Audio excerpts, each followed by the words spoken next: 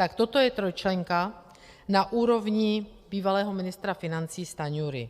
A já bych čekala, že vy s tím ekonomickým zázemím, kterým se tak často chlubíte, takže přijdete trošku s něčím chytřejším.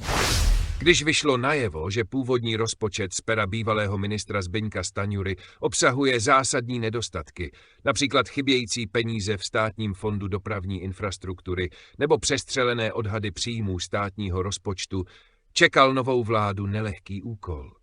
V šibeničním termínu bylo potřeba přijít s novým rozpočtem, který odstraní všechny předchozí nedostatky a přitom co nejméně zatíží státní kasu.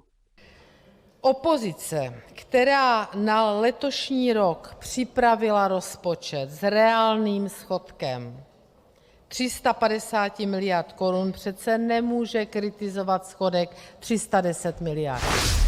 To se nové vládě v čele s ministryní financí Alenou Schillerovou povedlo překvapivě rychle. Prvním i druhým čtením prošel navrhovaný rozpočet bez problémů.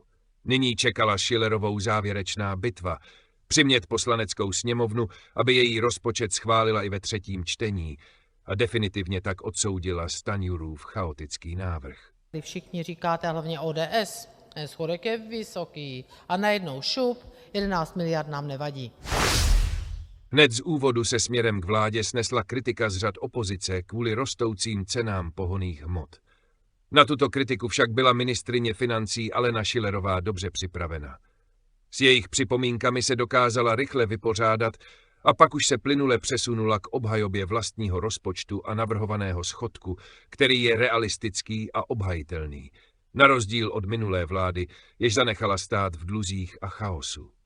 Reakce opozice byly ale stále stejné a některé strany se očividně nedokázaly smířit s tím, jak dopadly poslední volby.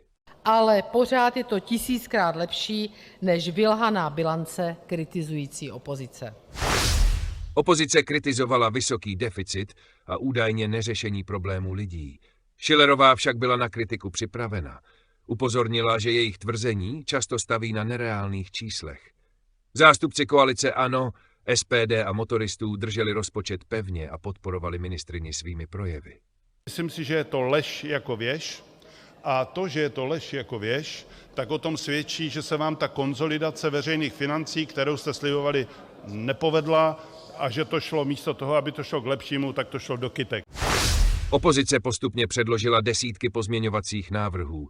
Všechny byly zamítnuty. Vládní koalice prosadila dílčí přesuny peněz tam, kde jsou skutečně potřebné.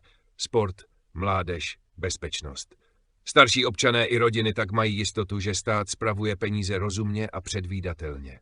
Dále se rozhořela i debata o výdajích na bezpečnost.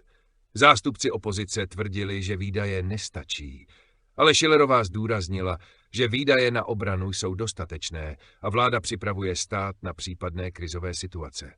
Zástupci vládní koalice trvali na tom, že stabilní obrana není jen číslo v tabulce, ale záruka bezpečného života pro všechny, která se nedá vyjádřit jedním číslem. A chci říct, že Česká republika nikdy nedávala na obranu víc, než bude dávat v letošním roce. Schillerová připomněla, že rozpočet je realistický, v rámci možností vyrovnaný a chrání veřejné finance.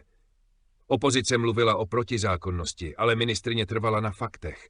Vláda pracuje podle zákona, cílem je stabilní stát, nikoli populistické experimenty. Na závěr ministryně vyzvala poslance k podpoře rozpočtu, který představuje kompromis mezi reálnou ekonomikou a potřebami lidí. Jde o stabilitu, bezpečnost a rozumné investice do budoucnosti. Přesně to, co lidé očekávají od zodpovědné vlády. Hlasování číslo 235, přihlášeno 191 poslanců, pro 104, proti 87. Konstatuji, že s návrhem zákona byl vysloven souhlas.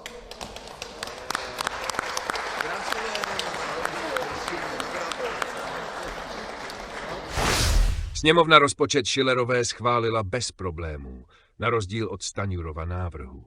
Schillerová celý proces uzavřela slovy: stát nyní funguje stabilně a lidé mají jistotu, že jejich peníze jsou spravovány rozumně a bezpečně, na rozdíl od chaotických návrhů opozice.